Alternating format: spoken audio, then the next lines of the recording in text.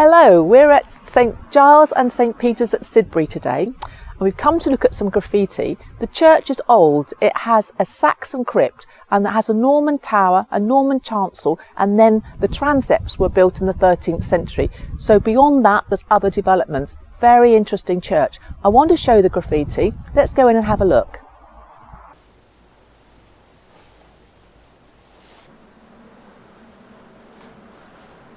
We're in the south porch now, and we're going to be looking at some hexafoil on the south door, which is behind me.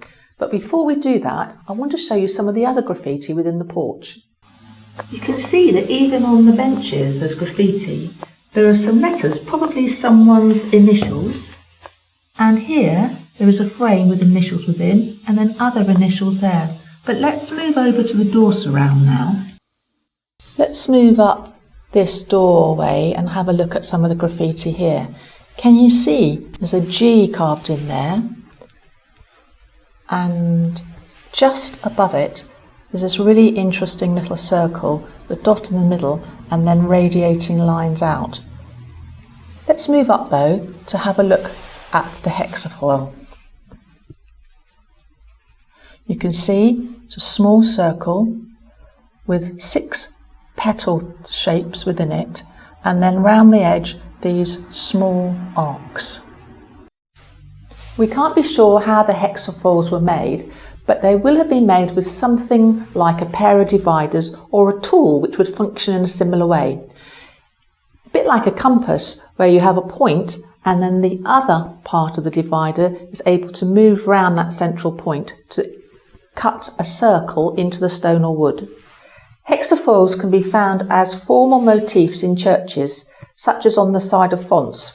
They appear to have had a protective function, warding off evil, and this is probably often the case too when we find them as graffiti, especially when found at vulnerable points such as doorways. Graffiti hexafoils are difficult to date, but could range from medieval to post-medieval or even later, so maybe a period of several hundred years. We don't know who made them or exactly when they were made, but we do know how the shape is constructed, and I'm going to explain that to you. The hexafoils start with a circle using the dividers. Keeping the same diameter, the divider is placed on the circumference and an arc is made within the circle. The divider is then moved to an arc end and another arc is drawn from there. This is repeated until 6 petals are made and is the usual form a hexafoil takes. This particular hexafoil is more complicated, having the addition of arcs creating petals around the circle. Continuing to use the same radius, arcs are scribed from 2 petal points to intersect outside the circle.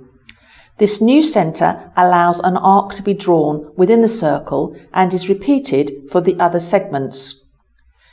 I've moved over to the west side of the south door now, still looking at the door surround. There's another hexafoil, slightly larger, but quite badly damaged, but you can still make out some of the petals.